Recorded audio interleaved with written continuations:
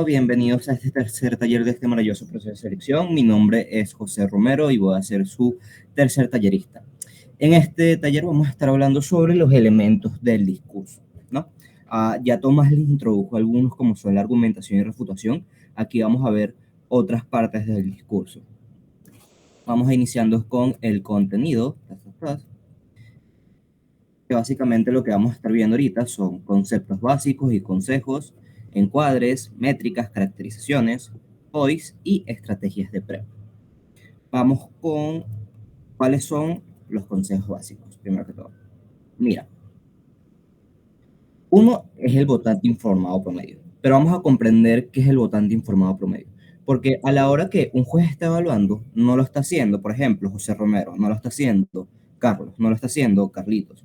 Al fin y al cabo, no lo estamos haciendo nosotros porque seguramente nosotros tenemos ciertas perspectivas o ciertos favoritismos a ciertas cosas. A lo mejor las perspectivas que tengamos nosotros con respecto al socialismo es distinta a las que tenga una persona que vive en Noruega, porque al fin y al cabo nosotros desarrollamos sesgos a lo largo de nuestra vida. Es por eso que cuando uno va a evaluar un debate, cuando uno se propone como un juez, lo hace con el conocimiento del votante informado promedio. Pero vamos a comprender más de esto. Básicamente, el votante informado promedio no tiene preferencia alguna. Es decir, todos estos sesgos que les acabo de explicar desaparecen. No tienen conocimientos específicos. Me explico. El votante informado promedio sabe que puede haber una guerra entre Ucrania y Rusia, pero lo que no sabe son las raíces causales de esa guerra de Ucrania y Rusia. Es decir, para ustedes explicar el conocimiento específico al juez, tienen que ser muy claros, tienen que ser muy detallistas. Y aquí va un primer consejo. Normalmente, debate también es un ejercicio de, por ejemplo, refutar y hablar y este tipo de cosas, pero más que todo es un ejercicio de convencer al juez, porque básicamente los que ganan el debate son los que convenzan de mejor manera al juez, ¿no? Y si entendemos estos dos aspectos importantes, que el juez no tiene un conocimiento específico y dos, que no tiene preferencia alguna, entendemos que es mejor, tenemos una perspectiva mejor para convencerlo, ¿no? Básicamente, el primer consejo que les daría es que se lo explicaran cuando tengan conocimiento específico, como si se lo explicaran a un niño chiquito. ¿Por qué? Porque cuando, por ejemplo, tú le explicas a un niño un chiquito porque el perro no se llama guau guau, se lo haces de manera detallada, le explicas por qué no es así, este tipo de cosas, ¿no? De igual manera lo tienes que hacer como cuando estás debatiendo. ¿Por qué? Porque de cierta manera el juez es una persona en blanco que tú tienes que llenarle las ideas. Y si no lo terminas de convencer, claramente no vas a ganar el debate. Dos, es esta cosa del abanderamiento. Es importante que hagan el abanderamiento porque eso hace que siga una línea lógica y no se piense qué elementos del discurso es, y aquí ya lo van a extender muchísimo más adelante. Vamos con el segundo consejo, que debate es una actividad antinatural. Me explico. Muchas veces en nuestra vida cotidiana no estamos acostumbrados a, por ejemplo, justificar lo que decimos. Para poner un ejemplo sencillo, yo puedo decir que a mí me gusta muchísimo más la hamburguesa que la pizza y lo puedo dejar hasta ahí. En debate tú no puedes hacer eso. Y es por eso que es importante especificar todo y tener una razón una razón y una secuencia lógica detrás. Entonces, básicamente lo que está tratando de decir es que como cualquier actividad antinatural, como cualquier deporte que uno realmente corre, uno tiene que ir practicando para ir mejorando, porque básicamente debate es un deporte. Mientras más tú practiques y practiques de manera inteligente, de seguro vas a tener mejores resultados. Vamos con el tercer punto, que es el inicio del discurso. ¿Qué es lo que pasa? Sé que algunos de aquí están muy acostumbrados a la modalidad de Moon y he escuchado que muchos discursos inician como, por ejemplo, yo, el primer orador de Cámara Alta de Gobierno, voy a introducir mi caso. Esto no es necesario. ¿Por qué? Porque uno, ya saben que tú eres el primer orador de Cámara Alta de Gobierno. Dos, al fin y al cabo estás perdiendo tiempo y estás siendo muy formal. En debate no necesariamente tienes que ser formal. Tú ya puedes traer cara argumentativa del minuto uno y eso es lo más aconsejable. Porque ahorita, por ejemplo, les parece un tiempo demasiado excesivo el hecho de iniciar ya acepto tu pregunta, Pedro. Les parece muy grande el tiempo de 7 minutos, pero cuando van aprendiendo y cuando van mejorando, los 7 minutos se les quedan cortos y es por eso es importante no perder tiempo en ese tipo de detalles. Pedro, te escucho. Ok, una pregunta sobre el tema de la formalidad que acabas de mencionar. ¿Hasta qué nivel se recomienda o se acepta, perdón, ser informal? O sea, ¿cuál es la línea donde pasas a ser informal a ser desagradable o a ser grosero? O sea, Ok, ¿hasta dónde puedes llegar con la informalidad? ok. O sea, tú muchas veces en tu discurso, varios oradores que yo he visto tienen la manera de decir groserías y eso está bien. ¿Por qué? Porque también tiene un fin lógico de que el votante informado promedio eh, es una persona cualquiera y también ve afectada cuando se hace de manera más emocional el discurso. Y me explico. Cuando se ve grosero y cuando se ve mal el pasar esta línea, es cuando, por ejemplo, atacas atributos protegidos de la persona. Cuando atacas estos atributos protegidos, ya tu discurso básicamente pierde cierto peso y los atributos protegidos los tienen en el link del grupo, que hay un Linktree y ahí están como tal el reglamento de UD. Pero básicamente los atributos protegidos es no meterse con cualidades físicas, cualidades de minoritarias y este tipo de cosas. No, es no meterse con este tipo de cosas. Entonces, la informalidad llega hasta el punto que no vulneras los atributos protegidos de las otras personas. O sea que Vamos. yo literal, o sea que yo literalmente puedo decir groserías en el discurso de cuando en cuando y eso no va a estar mal visto. Exacto, no va a estar mal visto, porque en debate hay algo que se llama estilo. El estilo es como el orador presenta su discurso. Tú, de cierta manera, tú puedes decir groserías si es tu estilo. Lo recomendable es que no lo hagas porque al fin y al cabo es una actividad eh, académica y termina grabándose. Normalmente los debates cuando estás en la final se terminan grabando, entonces lo ideal no es eso, ¿sabes? Pero al fin y al cabo sí lo puedes utilizar para terminar de impactar y dar como que un efecto muchísimo más fuerte al juez. Vamos con, eh, no sé, sí, vamos con la siguiente diapositiva, que es saber cuáles son los elementos del discurso, que en esto nos vamos a basar el taller. Primero que todo está el encuadre o framing. Dentro del encuadre o framing existen eh, varios tipos de puntos importantes. Me explico. Está las métricas, están las caracterizaciones, que son subconjuntos del encuadre, que ya lo voy a explicar más adelante. La argumentación y refutación Ariel, que es lo que ustedes aprendieron con Tomás. También puede ser lo de API que también les dio Tomás, que es ese tipo de premisa, razonamiento, ejemplo, mecanismo y este tipo de cosas, no impacto. Por último, están POIs, blindaje y diferenciación. El blindaje y la diferenciación depende si están en una cámara alta o una cámara baja, que ya lo voy a explicar mucho más adelante. Vamos a entender qué es el encuadre o framing con esta imagen de la final del suit, del TUT, me explico. Básicamente hay algo que va antes de la cara argumentativa, que es esto lo que llamamos encuadre framing. Y aquí vamos a traer unos conocimientos de fotografía. Cuando uno está en debate, no solo hay un encuadre framing. El encuadre, básicamente, es como ustedes pintan las reglas del tablero del debate. Me explico. Es literalmente lo que hace que todo se mueva en torno a eso. Es decir, plantean las reglas con las cuales vamos a jugar durante el debate. Y de cierta manera existen varios tipos de encuadre. Uno puede hacerlo desde la perspectiva de que mejor lo favorezca siempre y cuando toque los puntos más importantes del debate. ¿Por qué? Porque si al fin y al cabo estoy usando una perspectiva, si soy alta de gobierno y es una perspectiva que me favorece, lo ideal es que esta perspectiva que me favorece también esté dentro de los puntos más esenciales en el debate. Pero no solamente alta de gobierno puede traer un encuadre. Alto de oposición, baja de gobierno y baja de oposición también pueden traer un encuadre, como vemos aquí, que existen varios tipos de encuadre, ¿no? En ese sentido, lo que entendemos como encuadre es las reglas con las que vamos a jugar dentro del debate. Y aquí vamos a ir con la definición directa de lo que es un encuadre. Básicamente, un encuadre es aquello que delimita la discusión del debate en un marco determinado. Es decir, tú no puedes salirte de este marco o traer cosas muy absurdas que sean fuera de este marco. Vamos a entender cómo es un buen encuadre.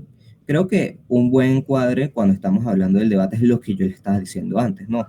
Es aquel que están los puntos más importantes de nuestro caso, que del debate, que casualmente se combinan con nuestro caso. Y vamos a entender cómo se conforma un encuadre. Era lo que yo les estaba diciendo antes. Básicamente, un encuadro framing se componen de dos elementos, la métrica y la caracterización. ¿Hasta aquí todo bien? Voy a suponer que sí. Sí, perfecto. Vale. Vamos primero que todo con las caracterizaciones.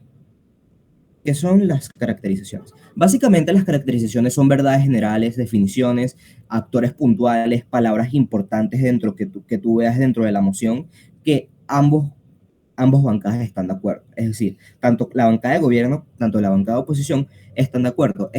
Básicamente es estar de acuerdo en un punto en algo que no estamos de acuerdo. Básicamente son verdades generales que ambas personas aceptan. En la práctica que ustedes tuvieron la semana pasada, era algo sobre el cine, si me acuerdo bien. La moción era como que esta casa cree que los artistas y ahí te ibas. Aquí una caracterización que ustedes pudieron haber hecho y que es una verdad general es que actualmente muchas veces estos actores sufren por una presión externa sumamente fuerte porque está el tema de las redes sociales, vivimos en un mundo globalizado y eso hace que sean afectadas ciertas conductas y que estén bajo la opinión pública. Nótese cómo esto no favorece ninguna cámara, pero es una caracterización que ambas cámaras están de acuerdo. En teoría eso es lo que pasa en el status quo y en teoría es todo lo que es verdad, ¿no? Básicamente esas son las caracterizaciones. Y aquí voy a traer un ejemplo de una final en la que yo estuve que me gustó muchísimo, porque a partir de esto tú podías sacar caracterizaciones que podían ser muy buenas para tu casa. En, esta, en este debate yo era oposición. Les leo el infoslide. Eres Buzz Lightyear, un guardián espacial del Comando Estelar, con gran talento y reconocimiento por sus hazañas en los 20. Ahora tienes una edad aproximada de 35 y has formado una familia, a la cual ves frecuentemente, ya que tu área del trabajo es tu planeta natal y sistema cercano. Se te presenta la oportunidad de ir a los límites del universo conocido, un lugar con sistemas de alta peligrosidad y vida de origen desconocido, sumando a bandas criminales con alta presencia. Tendrías la libertad de conformar a tu equipo, pero por la distancia no volverías a ver a tu familia en al menos 20 años. Las comunicaciones serían inciertas, por lo que las condiciones en las que te encontrarías. Esta casa, siendo Buzz Lightyear, viajaría a los límites del universo. Vamos aquí a pensar un poquito y ¿qué creen ustedes que podemos caracterizar de esta moción siendo oposición?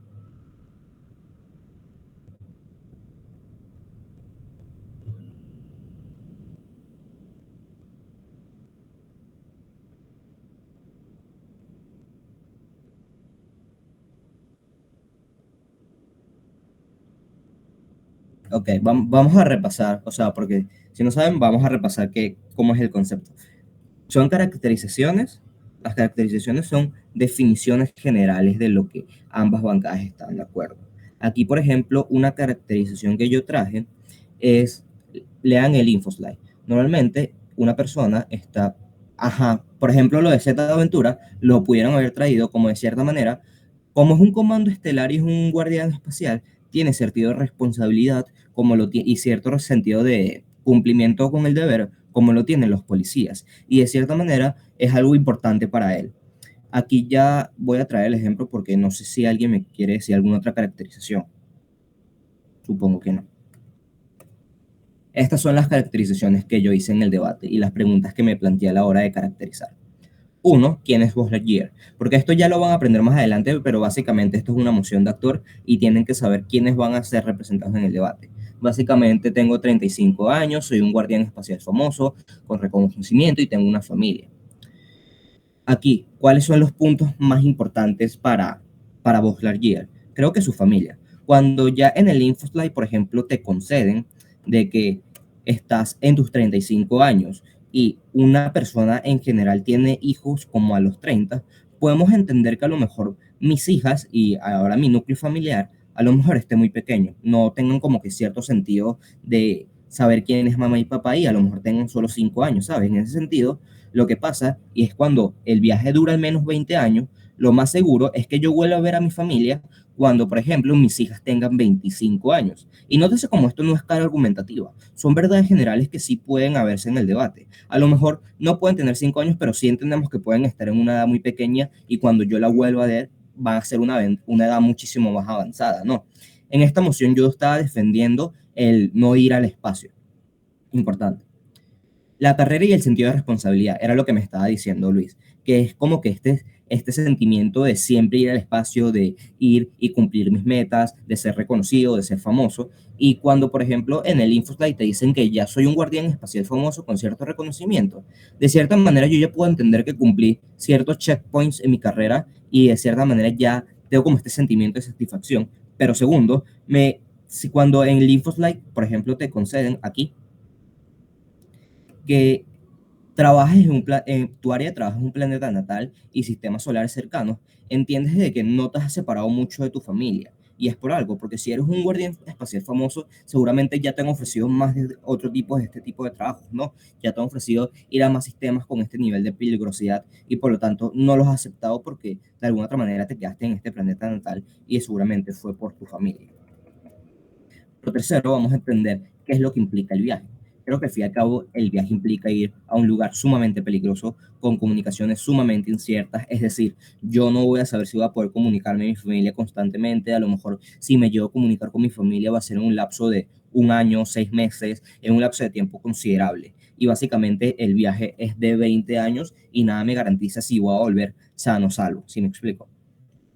Estas son las caracterizaciones que yo hice. ¿Todo que claro con las caracterizaciones? ¿Alguna duda?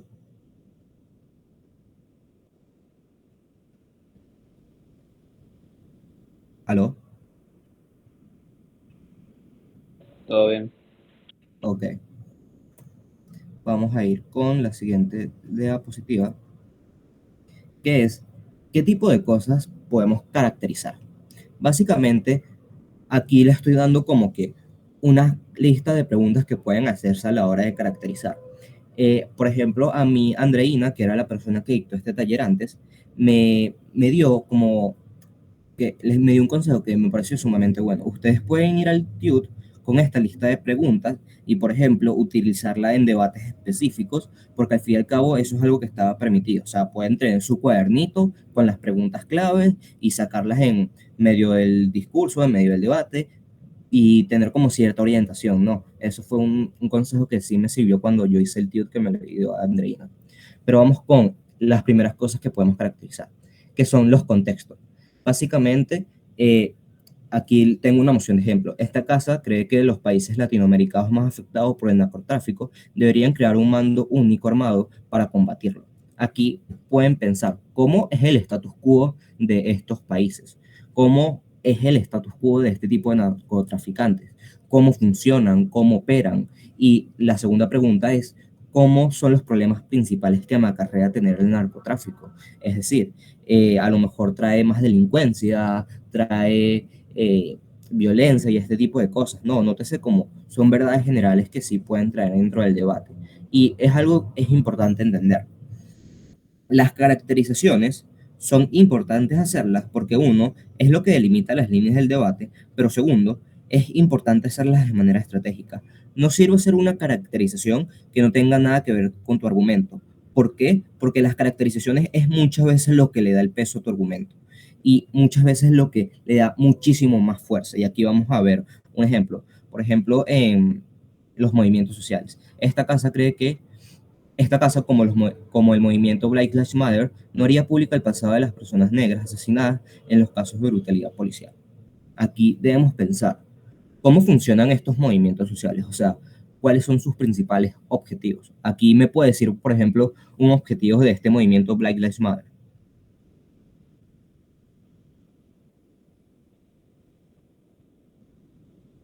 O sea, piensen en un objetivo y me lo dicen.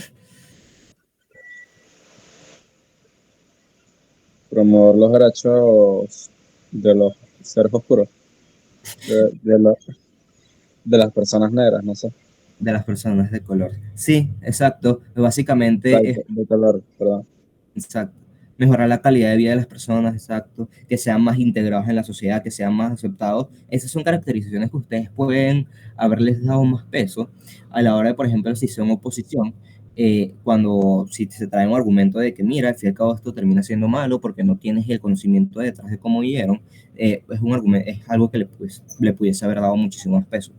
Otra cosa es cuáles son los principios de estos movimientos, porque básicamente un movimiento no se va a transgreder o no va a aceptar ciertas cosas, ¿no? Porque al fin y al cabo tiene sus principios morales que no van a ser violentados. Vamos con otra cosa que podemos caracterizar, que son poblaciones. Esta casa, como parte de una comunidad indígena, no comercializa sus conocimientos espirituales y curanderismo con la población extranjera. Aquí tenemos que pensar cuáles son sus necesidades. O sea, cuáles son las necesidades de, por ejemplo, una comunidad indígena.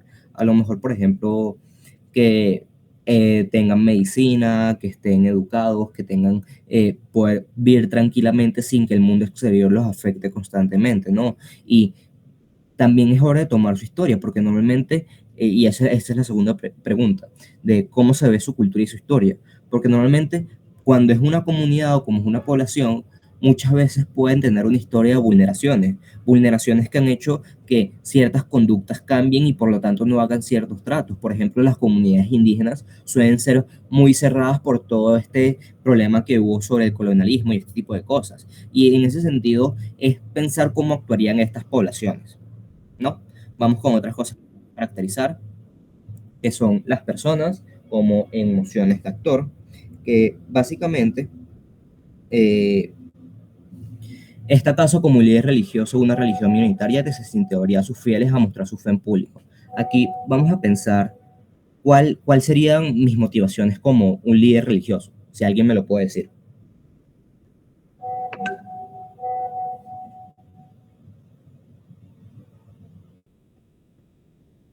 ¿Aló? Podría ser motivar a sus seguidores. Ok, puede ser motivar a sus seguidores, también pueden ser, un líder religioso también tiene el sentido de proteger a sus seguidores porque al fin y al cabo son así en sentido de familiaridad y ese tipo de cosas, ¿no? Entonces al fin y al cabo sus motivaciones pueden ser de protegerlos y seguir inspirándolos. Y aquí podemos ver cómo estas caracterizaciones te pueden dar muchísimo más peso porque si una religión minoritaria es vulnerada en el status quo en países donde son vulnerados, nota como esto le puede haber dado muchísimo más peso a este argumento de que, mira, normalmente en el status quo estas personas son vulneradas. Y como yo soy un líder religioso que quiere proteger a su ganado y quiere proteger a su rebaño, normalmente no voy a querer exponerlos de cierta manera a este mundo y por eso voy a querer que se oculten. No, por eso incentivaría que se oculten. Nota como esto le da muchísimo más peso a tu argumento. También es como pensar cómo es la naturaleza de estas personas. Porque, por ejemplo, una emoción de Donald Trump.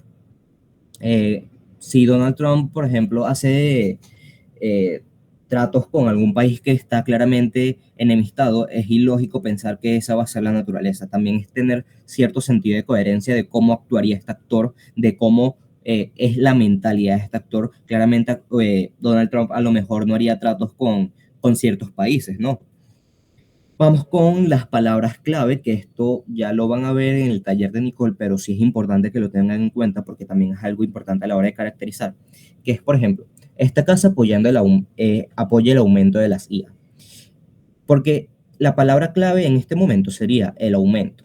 El aumento es algo que literalmente te pinta a ti como Cámara Alta de Gobierno, qué es lo que vas a defender, porque no es lo mismo defender a esta casa apoya el uso de las IAs. No, no es lo mismo. Al fin y al cabo, un aumento implica que van a haber muchísimas más IAs, que tú vas a tener que aceptar muchísimas más IAs, y en ese sentido es importante tener en cuenta este tipo de palabras claves, ¿no? Aquí vamos con otra cosa que podemos caracterizar, y esta es importante, que porque es muy común que se vean debates las nociones de mundo. Esta casa prefiere un mundo en el que todas las personas tengan habilidades medias a un mundo en que exista una disparidad. Ok, vamos a pensar, ¿cómo sería este mundo? ¿Cuál sería la diferencia de este mundo irreal versus el mundo en el status quo? Porque normalmente es lo que puede defender oposición, ¿no? En ese sentido, es importante si ustedes son cámara alta de gobierno y defienden este mundo imaginario, caracterizarlo. ¿Por qué? Porque al fin y al cabo es algo de lo que ustedes se pueden agarrar. Aquí una caracterización de este mundo con habilidades medias es que, por ejemplo, todas las personas tengan como que cierta aceptación de matemáticas y por lo tanto, y mi argumento podría ser como que no se sientan mal con ciertos aspectos de su vida, como por ejemplo matemáticas y este tipo de cosas, es decir, que todas las personas van a tener ciertos conocimientos básicos, ¿no? Vamos con un error común que cometemos a la hora de hacer caracterizaciones, que es el generalizar. Y aquí tengo un ejemplo. Esta casa lamenta la narrativa de que la sangre es más espesa que el agua, la idea de que la familia es el elemento más importante de la vida. Si ustedes solo caracterizan que las familias son lindas y las familias eso quieren, notan como necesariamente no están atacando todos los tipos de familia porque literalmente están generalizando de que todas las familias son bonitas. A lo mejor no todas las familias son bonitas, a lo mejor hay familias que sí son buenas, familias intermedias, familias disfuncionales, que al fin y al cabo son familias que también están en este espectro de lo que es la familiaridad en general, ¿no? Entonces, en este sentido, lo que tienen que tener en cuenta es que si ustedes solo caracterizan que las familias son buenas, si cámara alta de oposición y cámara baja de gobierno también te caracterizan cómo son las familias intermedias y las familias disfuncionales, seguramente tú terminas perdiendo el caso.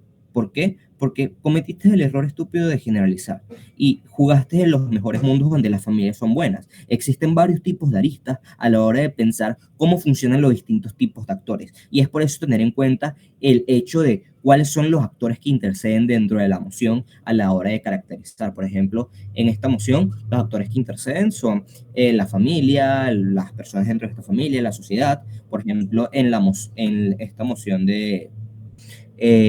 como líder religioso está el actor del líder, está el actor de la religión, está el actor de sus fieles. En esta moción de Black Lives Matter están las personas externas al movimiento, las personas dentro del movimiento, las personas que apoyan al movimiento, y es importante entender cómo funcionan las mentes de cada una de esas personas a la hora de caracterizar, ¿no? ¿Alguna duda con las caracterizaciones? ¿Todos claro? Supongo que sí. Igual yo estas preguntas clave la van a tener en el link de la descripción del grupo, donde están todos los apartados de las presentaciones de este taller y de los anteriores. Entonces, vamos con el siguiente elemento del discurso, que para mí es el elemento del discurso, mi elemento del discurso favorito, porque literalmente te da mucho poder a la hora de ver el debate, que son las métricas. Vamos a comprender qué son las métricas. Básicamente es el parámetro de evaluación que le das al juez para decidir quién gana el debate. Es decir, si yo estoy en el debate de, por ejemplo, que tuvieron la semana pasada de los artistas, una métrica que ustedes pudieron haber traído es el de en qué mundo están mejor estos artistas, en qué mundo está mejor el arte y este tipo de cosas, ¿no?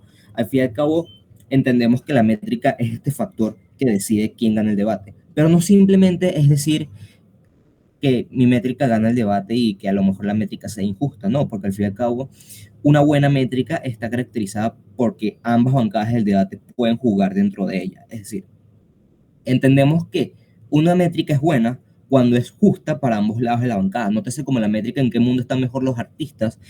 Ambos gobiernos, alta de gobierno y alta oposición, pudieron haber jugado esta métrica y pudieron haber ganado. El punto es cómo esta métrica te beneficia a ti y cómo tú ganas este debate. Era lo que yo estaba diciendo al inicio de los encuadres. Básicamente, un encuadre es el que choca con los puntos más importantes del debate, que casualmente son los tuyos. Y es por eso que tienen que tener muy claro el concepto de métrica y caracterizaciones, porque normalmente es lo que le da muchísimo más solidez a tu argumento.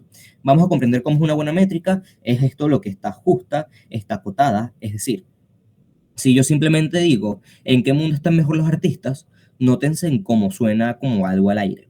Porque a lo mejor el mundo que están mejor los artistas es un mundo donde tienen más películas, o donde tienen más dinero, o donde tienen mejores beneficios. Nótese como hay ciertos beneficios que pueden verse dados y que tienen que tener en cuenta que cómo debe materializarse esta métrica. Básicamente es acotarla y decir cómo funciona esta métrica. Vamos en tener en cuenta que funcionan por diferentes aristas sociales, aristas económicas, aristas políticas. Por ejemplo, en la moción de los artistas pudieron haber pintado en qué mundo está mejor el público, en qué mundo está mejor el arte, en qué mundo están mejor los artistas. Y nótese cómo son diferentes aristas con las que pudieron haber jugado dentro del debate, ¿no? Y aquí vamos con otro punto, que son los criterios de utilitaristas y criterios morales. Es decir, normalmente en debate existen dos tipos de métricas, pero ojo, la métrica más común es la utilitarista, y esto es importante que lo noten, ¿Qué son las métricas utilitaristas? Es todo este tipo de métricas materiales. Es decir, en qué mundo está mejor la sociedad, en qué mundo están mejor las personas, en qué mundo a lo mejor tengo una mejor economía, en qué mundo tengo mayor dinero. Es algo que sí es tangible, ¿no? Es algo que yo sí puedo sentir en el peso de mi mano, ¿no? En cambio, los criterios morales y las métricas morales son algo más abstractas, son básicamente principios que siguen los actores principales dentro de la emoción.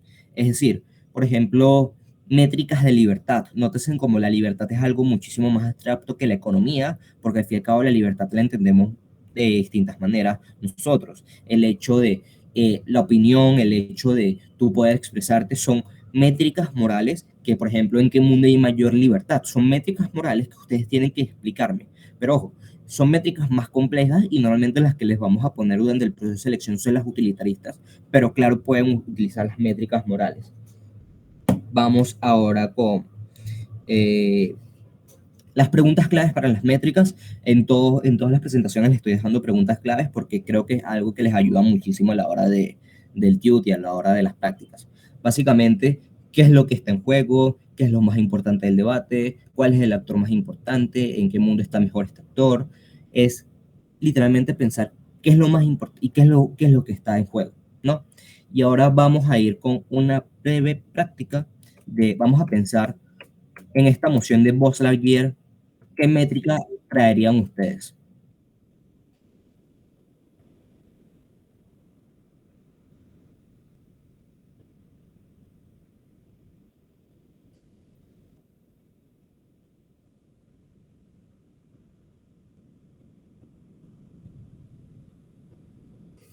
¿Alguna idea de qué métrica pueden traer ustedes?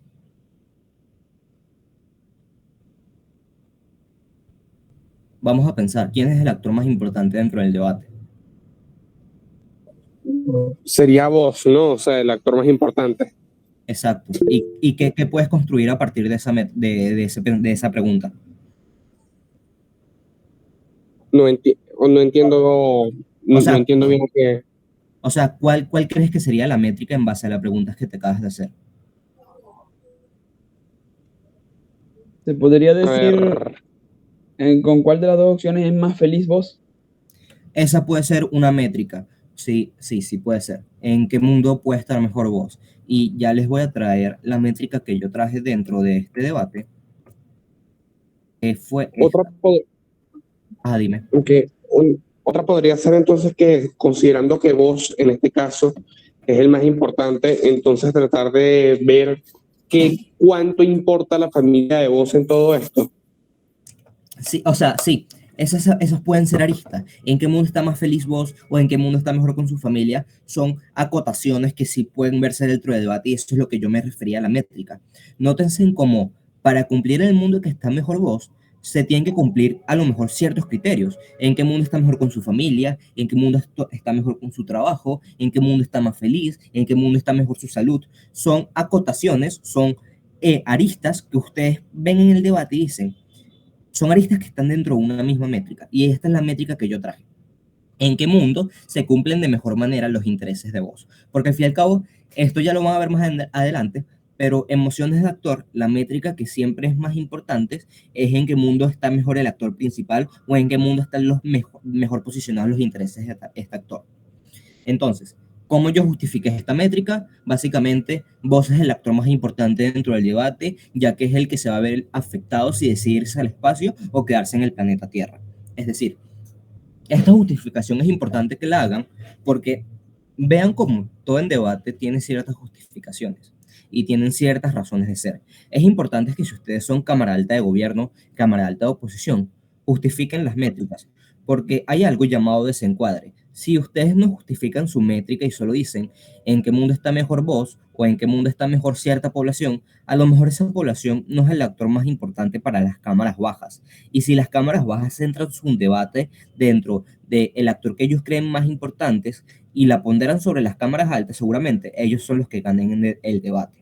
Es decir, siempre es importante justificarla porque hacer el desencuadre y traer nuevas métricas es muchísimo más complicado cuando eres cámara baja. Entonces, entendemos que la justificación es algo que siempre tenemos que hacer a la hora de las métricas. Y estas son las acotaciones que yo hice. Por ejemplo, en qué mundo está mejor con su familia, en qué mundo está más satisfecho con su trabajo, en qué mundo tiene una mejor salud propia, ¿no? Vamos a ir con el Y siguiente. una pregunta, ¿se podría meter la métrica en qué mundo la galaxia está más segura? O sea, esa es una métrica distinta y ahí estás atacando otro actor que no es el más importante, que es el conjunto de la galaxia, ¿no?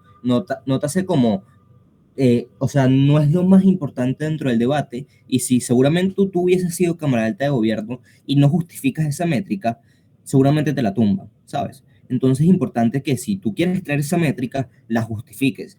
Es una posible métrica, pero a lo mejor no es tanto para una moción de actor, porque en una moción de actor es algo que se tienen que grabar, que las métricas son en qué mundo está mejor, el actor es más importante, en qué mundo está mejor, sus intereses, ¿no? Vamos a ir con el siguiente elemento del discurso, que ya tienen una idea de lo que son los POIs, que se los dio Alejandro en su taller. Aquí vamos a verlos cómo los podemos usar de manera estratégica. Y aquí vamos a empezar. Básicamente, los POIs son herramientas sumamente valiosas que se usan para evaluar el engage entre cámaras y cómo podemos usarlas de manera estratégica. Es decir, cuando un juez está en un debate, normalmente tiene que comparar cámaras. ¿Qué cámara le gana tal y cómo sabe qué cámara gana? Porque qué cámara lo hizo mejor, ¿no? Y eso es lo que llamamos el engage. Porque básicamente, si ustedes interactúan de cierta manera de mejor con las otras cámaras, hace muchísimo más engage. Engage lo que les permite es que puedan compararse de mejor manera a los ojos del juez. Cuando el juez esté evaluando el debate, si ustedes hacen un buen engage, se meten muchísimo más con el caso del contrario, seguramente tengan como cierto nivel de comparación al juez y tengan muchísimo más material para comparar ambas cámaras. Si simplemente no hace engagement, el juez literalmente lo tienen que dejar al criterio del juez. Y a lo mejor el criterio del juez no sea el mejor o no sea el que ustedes consideran. Cuando ustedes hacen engage, literalmente le está diciendo cómo hace el juez, ¿no? Entonces, ¿cómo podemos usarlo de manera estratégica? Mi manera favorita de usarlo es de preguntas trampa. Por ejemplo, yo en este fin de semana fui a un torneo donde yo estaba defendiendo un tipo de arte, que era como que un arte distópico. Y cámara alta de oposición me estaba diciendo de que normalmente el arte distópico tiende a ser muy violento, tiende a ser muy sangriento y tiende a ser muy malo. Y básicamente, para que tengan una idea, el arte distópico es como que este arte de Terminator y este tipo de cosas, ¿no? Y aquí yo le hice un point diciendo, ¿tú crees que Wall-E es algo violento? Y claramente me dijo que no. ¿Por qué? Porque Wall-E es una película distópica y aquí yo lo que quería decir con este point es que no necesariamente todas las películas distópicas tienen que ser violentas. Y aquí ya le estaba de cierta manera dando una refutación directa a lo que era su caso. ¿Por qué? Porque al fin y al cabo, si ella lo que me está diciendo es que que las películas distópicas son violentas, cuando yo traigo el ejemplo de Wall-E, lo estoy haciendo con el point, y ella me dice literalmente que Wall-E no es violento, me está concediendo un punto para mí. Lo que cuando yo voy en mi discurso y digo explícitamente, nótese panel como cámara alta de gobierno dice que Wall-E no es violenta y por lo tanto al ser Wall-E una película distópica porque el mundo está en desastre, porque está en basura y este tipo de cosas, y aquí yo iba más con mi línea argumentativa y eso tener en cuenta las preguntas trampa. ¿Alguna duda con las preguntas trampa? Y eso entonces es recomendable simplemente hacerlo únicamente en los POIs, en ese tipo de preguntas. Es que es que no la puedes hacer en ningún momento fuera de los pollos, porque de cierta manera, cuando tú haces las preguntas trampa, lo que quieres es que cámara alta que el contrario responda como tú lo haría una persona lógica, ¿no? Y en ese sentido, lo que pasa es que cuando te responde como tú esperabas, tu argumento puede dar muchísimo más peso, ¿sí me explico? Entiendo. Y una pregunta, ¿qué pasa cuando es a mí que me hacen la pregunta trampa? ¿Cómo salgo de ahí? Ahí, o sea, tienes que sentarte a ver cómo es el POI, tienes que analizarlo bien y ver cómo lo respondes de cierta manera con lo que tú piensas, porque al fin y al cabo no es que vas a detectar las preguntas trampas siempre, pero sí es tener en cuenta que pueden estar por ahí y te las pueden llegar a hacer, eso no, ¿sabes? Vamos con las refutaciones, que básicamente es lo que les dio Tomás en su taller. Las refutaciones son eh, literalmente atacar el punto que nos dice cámara alta de oposición y ver cómo los destruimos, ¿no? Y aquí es algo muy importante.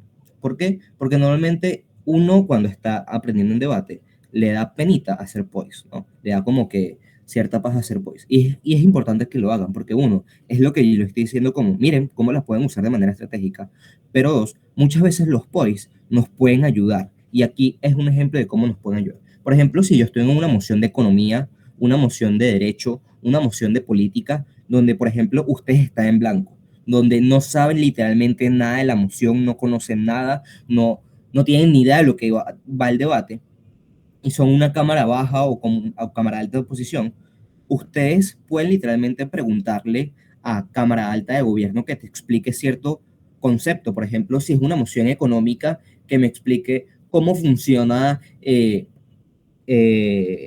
los impuestos.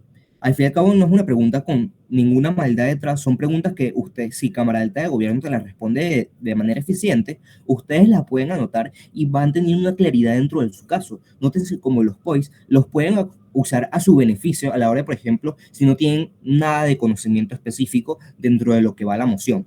Entonces, ¿cómo es recomendable hacer este tipo de POIs cuando no tienes nada de conocimiento específico y quieres aprender más y quieres agarrar los puntos de cámara alta de gobierno? Uno, es hacerlo sin pena, es importante.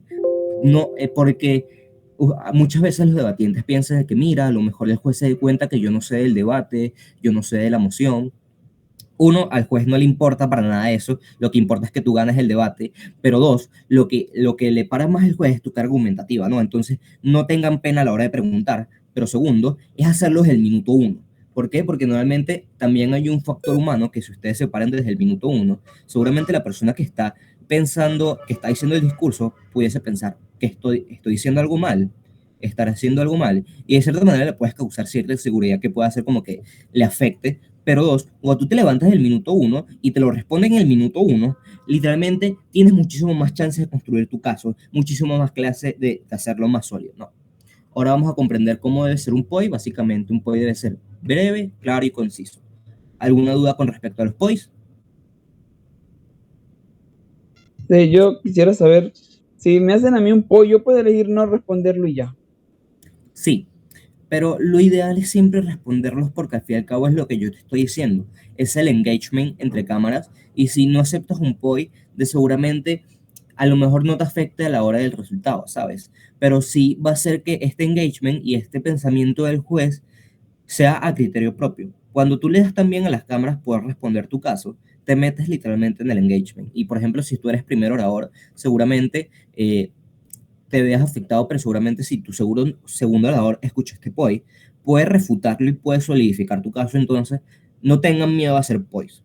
Importante hacer POIs y acepten POIs. Y aquí algo que se me olvidó, retrocediendo un pelín. Cuando estamos hablando de encuadres, normalmente lo ideal es que los encuadres, las métricas, las caracterizaciones, le introduzca el primer orador.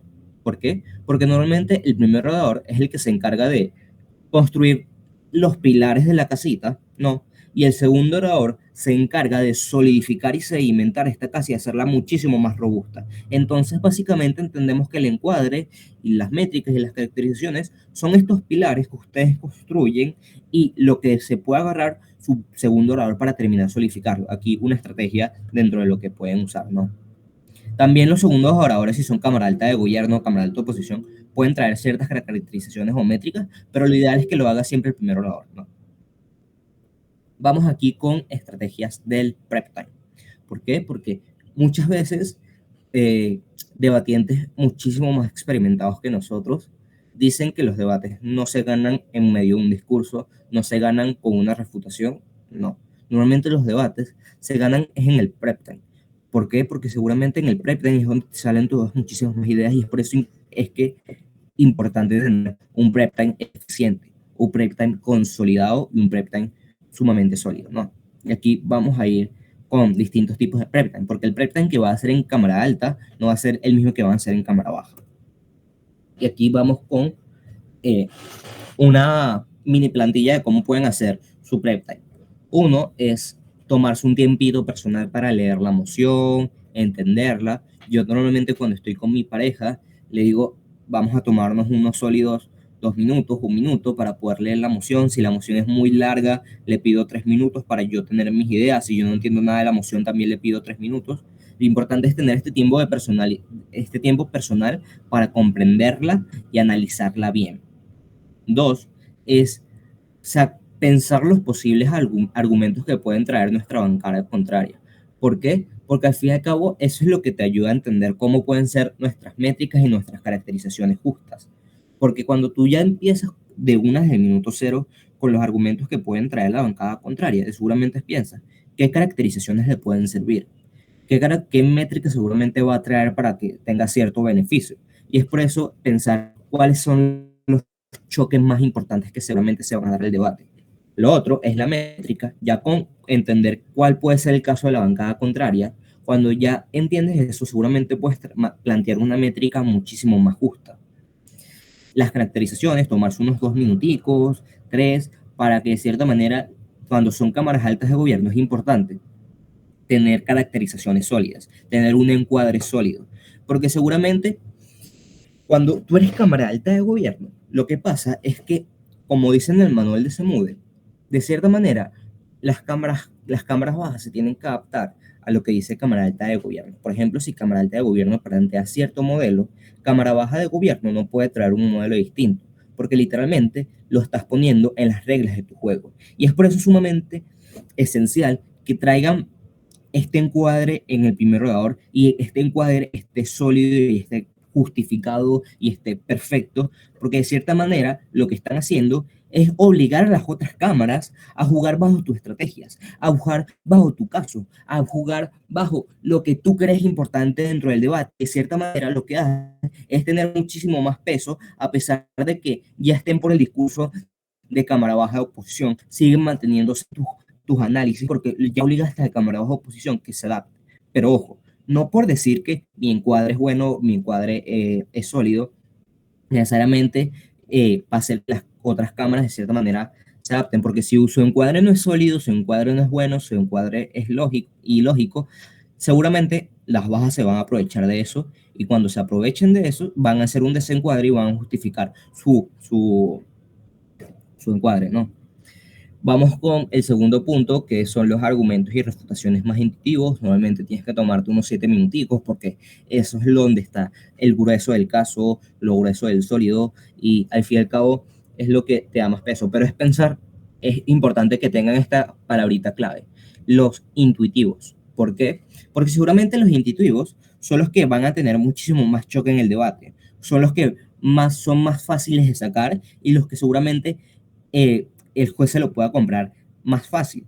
¿Por qué? Porque al fin y al cabo es lo que tú piensas apenas sacas la moción. Y es por eso hacerlos más intuitivos, porque si haces los intuitivos, pero no los justificas, no le traes el argumento, no traes los impactos, no traes los mecanismos, al fin y al cabo lo que va a hacer es cámara baja de gobierno, cámara baja de oposición, es aprovecharse de este argumento intuitivo que tú no lo hiciste de manera sólida, y explicarlo de mejor manera y hacer una extensión por análisis. Y es por eso que sus argumentos intuitivos es donde se tienen que enfocar cuando son cámaras altas. Vamos con el otro elemento del discurso, que es el blindaje. Vamos a comprender qué es el blindaje. Básicamente, el blindaje es esto que hacemos antes de salir a nuestro caso. Tenemos que pensar cómo van a reaccionar nuestros contrarios con respecto a nuestros argumentos. Por ejemplo, en la moción de Vos Largier, si yo soy cámara de alta oposición y estoy diciendo de que, mira, me voy a perder momentos importantes de las familias de mis hijas, momentos importantes de su vida diaria, no voy a estar en su graduación, en su boda y este tipo de cosas. De cierta manera, lo que me puede haber dicho oposición, lo que me puede haber dicho gobierno es, mira, a lo mejor no me importa mi familia porque seguramente tengo cierta importancia del deber, y no te hace como es una refutación posible que pudieran haber traído. Y es eso, prever las refutaciones posibles que pueden traer con respecto a nuestro caso, para que de cierta manera, si yo hice un blindaje buenísimo y cámara baja de gobierno literalmente me trae el punto que lo pensé en el prep time, nótese como no va a poder ganarnos y literalmente vamos a tener muchísimo más solidez dentro del debate y va a tener que hacer muchísimo más esfuerzos para poder ganarnos, ¿no? Entonces eso es importante si somos cámaras altas. Uno es tener un encuadre sólido, dos, traer el blindaje. Vamos con la otra en estrategia en cámaras bajas, que bueno, es la misma plantilla, ¿no? Tiempo personal, posibles argumentos de la bancada contraria, métrica, caracterizaciones. Aquí, argumentos y refutaciones más rebuscados. ¿Por qué? Y aquí palabrita clave, rebuscados. ¿Por qué tienen que ser los más rebuscados? Porque claramente es lo que yo les estoy diciendo. Seguramente cámara alta de gobierno va a traer los argumentos más intuitivos, y si tú eres cámara baja de gobierno y también te centras en los argumentos más intuitivos, seguramente no vas a tener caso y no vas a poder ponderarte sobre tu alta y no vas a poder ganar, ¿sabes? En este sentido, lo que ustedes tienen que hacer a la hora de buscar argumentos rebuscados es pensar muchísimo más. Y como ustedes son cámara baja de gobierno, normalmente tienen muchísimo más tiempo. Tienen muchísimo más tiempo para, por ejemplo, pensar argumentos, pensar refutaciones, y pueden escuchar los primeros discursos. Y de cierta manera pueden saber qué está bien y qué está mal. Es algo que tienen que empezar a judiciar este oído de, mira, a lo mejor no explicó de cierta manera esto bien la cámara alta de gobierno. Mira, nótese como el choque se está dando en alta es distinto al que yo pensaba en el prep time, y por lo tanto puedo cambiar. O sea, tienen capacidad para cambiar su caso, para solidificar su caso, y tienen muchísimo más tiempo. O sea, el prep time no solamente termina cuando eres cámara baja, no solamente termina en los 15 minutos. Ustedes también tienen literalmente 4 discursos por delante. Si por ejemplo son cámara alta, cámara baja de gobierno, 4 discursos por delante de 7 minutos donde pueden seguir construyendo casos, donde se pueden seguir sacando argumentos, ¿no? Entonces es importante que piensen los argumentos más rebuscados, pero seguramente su alta va a traer los argumentos más intuitivos. Pero segundo, vamos con la diferenciación, que es otro elemento del discurso. Y esto es algo que en los últimos años ha agarrado muchísimo más peso con respecto a Semude. ¿Por qué? Porque al fin y al cabo es como tú te ponderas sobre tu alta. Y aquí vamos ahí con la perspectiva del juez, que siempre es importante tenerla, porque si ustedes tienen la perspectiva del juez, saben cómo convencer cómo ganar el debate, ¿no? Entonces, si tú eres un juez y ha pasado literalmente 4 discursos de 7 minutos, ya estás cansado, ya no quieres escuchar más nada, ya el juez está de cierta manera agotado, ¿no? Cuando viene el primero a hablar de cámara baja de gobierno y me repite lo mismo de su alta y no me lo diferencia, no me lo pondera, no me explica cómo es distinto, yo literalmente no le presto atención. Yo literalmente no me llama muchísimo la atención, ¿sabes? Y de cierta manera, porque al fin y al cabo siempre intercede este factor humano, que no es siempre bueno que interceda, pero sí es algo que tienen que tener en cuenta. Entonces, cuando, por ejemplo, son cámara baja de gobierno, es importante que traigan material nuevo, análisis distintos a los de su alta, material que a lo mejor no se haya discutido en el choque de altas, material que sea diferenciador. Y no solamente es traer este material diferenciador, sino saber ponderar, explicar cómo este material diferenciador es distinto a lo de mi alta. Material diferenciador pueden ser caracterizaciones, métricas, argumentos, porque es lo que yo les estaba diciendo antes, lo del desencuadre. Si ustedes son cámara baja de gobierno y su cámara alta trabaja un encuadre terrible, pueden desencuadrar el debate, traer nuevas caracterizaciones, traer una nueva métrica, claramente todo justificado, pero no solamente justificado, sino también tienen que empezar a ponderarlo, explicar cómo es más importante que el encuadre de su alta para poder ganarlo, y así dar una diferenciación más clara, traer argumentos mejores y saber convencer de mejor manera al juez, porque de cierta manera así ya entiendes cómo ganas el debate, ¿no? Y bueno, ¿alguna duda con el prep time? No sé si tienen alguna duda hasta ahora. Supongo que no. Bueno, por último, vamos a hacer una mini práctica. Aquí, y lo puse mal, disculpen. Bueno, una mini práctica de en un mundo donde existen superhéroes, esta clase requeriría que los superhéroes revelen su identidad pública. Esta moción también es una final de donde yo estuve, que me gustó muchísimo también, y quisiera escuchar. Lo ideal es que me sacaran una métrica y una caracterización. Si pueden hacerlo. Sí, si necesitan que les ayude, con gusto les puedo ayudar. Ok, tengo unas ideas así como de buenas a primeras. En la métrica, los más importantes aquí, evidentemente, son los superhéroes, y creo que una pregunta que se puede hacer es ¿por qué los superhéroes se sienten mejor estando en el anonimato? ¿O prefieren que todo el mundo sepa quiénes son, incluso volviéndolos figuras públicas? Y yo creo que una caracterización que se puede hacer que como hechos irrefutables son el principal, que si los superhéroes es pública su identidad, hay muchos riesgos de que ellos corran peligro, ya que se va a saber quiénes son y pueden sufrir ataques. Y otra caracterización que puede surgir es que estás volviendo a estos superhéroes figuras públicas y que les está generando un perjuicio en su vida al hacerlos famosos, ya que no van a poder ser los mismos. Ok. ¿Alguna otra métrica, caracterización que pudieran haber traído?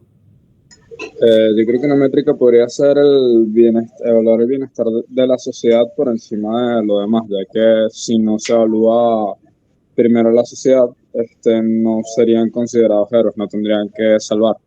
Por lo tanto, se considera también a quienes sirven, que son el resto del entorno, pues, y la seguridad del entorno. Creo que esa sería una métrica. Sí, y bueno, esa fue la métrica que yo traje, en qué mundo está mejor la sociedad. La métrica en qué mundo están mejor los superhéroes también es una buena métrica, y ambas métricas son válidas, pero es pensar, ¿quién es el actor más vulnerable? Ok, el superhéroe puede ser el actor vulnerable, pero a lo mejor no es el más vulnerable porque al fin y al cabo la sociedad y las personas que viven dentro de ella son las que dependen de este superhéroe, son las personas que desconfían. Por ejemplo, si a lo mejor eh, me salen todas las noticias de que este superhéroe es malo, como le sale a Spider-Man, a lo mejor yo seguramente pienso que Spider-Man es malo y pienso que es negativo y no quiero que me salga y por lo tanto tengo cierto sentimiento de inseguridad a la hora de salir a la calle porque hay una persona literalmente con su fuerza que puede joderme la vida, que puede atacarme en cualquier momento y yo me puedo sentir vulnerable y me puedo sentir inseguro y no te hacen como la sociedad está siendo vulnerable y seguramente la sociedad es el actor más vulnerable dentro de esta emoción, pero eso no implica que los superhéroes también sean vulnerables porque literalmente lo estás poniendo en una posición incómoda donde implica que revelen su identidad. Entonces eso, estas dos métricas pudieran haber estado en el debate, en un mismo debate y la tuvieron que haber justificado para poder ganar, ¿no?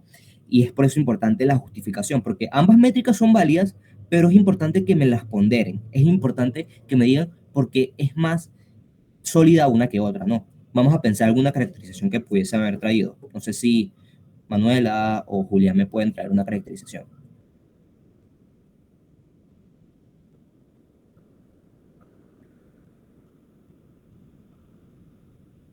O bueno, quien quiera, pues. Bueno, yo había pensado principalmente lo de la seguridad de los superhéroes, porque en un mundo donde ellos revelen su identidad, conocerían su familia, conocerían todo de su vida y eso podría traer peligro. Exacto, o sea, vamos a ir parte por parte. Esta casa cree que un mundo donde existirán los superhéroes. ¿Cómo son los superhéroes? Bueno, normalmente los superhéroes se enfrentan a villanos, a lo mejor tienen una doble vida, a lo mejor, por ejemplo, no necesariamente tienen que tener una doble vida. Pueden haber superhéroes como Iron Man que revelaron su identidad al mundo y son conocidos mundialmente, ¿sabes? Y ahí, por ejemplo, es lo de generalizar. Y entender que existen varios tipos de superhéroes que a lo mejor tienen una doble vida, superhéroes que a lo mejor ya son públicamente reconocidos, superhéroes a lo mejor que no necesariamente son buenos, superhéroes que a lo mejor son malos, superhéroes que a lo mejor son justicieros. Y en ese sentido es importante entender cómo funcionan los tipos de superhéroes para la hora de entender la emoción, ¿no? Y eso es lo que tú pudiste haber traído. ¿Qué implica el hecho de revelar su identidad públicamente? Coño, a lo mejor revelar su identidad públicamente implica datos de la familia, qué hacen la vida diaria, cómo funcionan las personas y qué pasa cuando, por ejemplo, un artista revela su identidad públicamente. Bueno, le cae la prensa, todas las personas quieren tomarse una foto de encima, una foto de él, están constantemente afectados por esto, ¿no? ¿Quieres decirme algo, Nola? Sí, claro, porque estaba pensando que justamente Iron Man, él era un empresario muy famoso. Entonces, a él le convenía que la gente supiera todo lo que él podía lograr a través de la tecnología. Pero Pero un ejemplo Spider-Man, negativo sería Spider-Man, que él tuvo que hasta eliminarse de la Tierra su identidad, porque como era un niño, todo iba a recaer en su familia y todos los enemigos. Depende como la perspectiva en qué vida se esté basando el superhéroe. Yo Exacto, siento que también, por la parte de que en todo caso que el héroe al final resultara ser malo, caso tipo, no sé si vieron Invencible, tipo Omniman, si no se supiera que su identidad públicamente y que él es malo, él hubiese seguido más tiempo haciendo cosas, pues. exacto. O sea, Igual que tipo Solander, si no se supiera su identidad públicamente, él haría daños más a la luz pública, pues, en vez de tener que contenerse contra los civiles.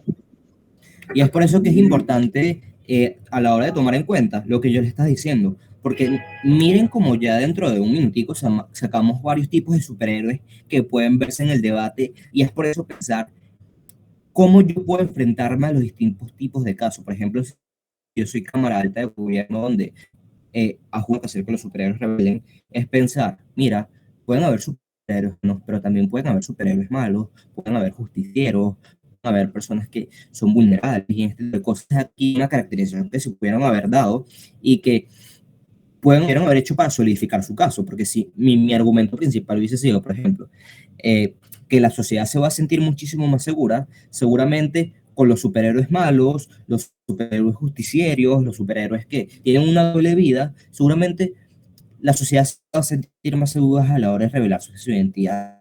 Y es por eso que es importante entender cómo funcionan las caracterizaciones y cómo funciona la generalidad, y no solamente centrarse en un caso, sino centrarse en los distintos tipos de casos que pueden haber dentro de un debate. Pensar cuál es mi mejor mundo y pensar cuál es mi peor mundo. ¿Sí? Bueno, no sé si tienen alguna duda de las prácticas, de alguna duda del taller, con gusto se las puedo responder.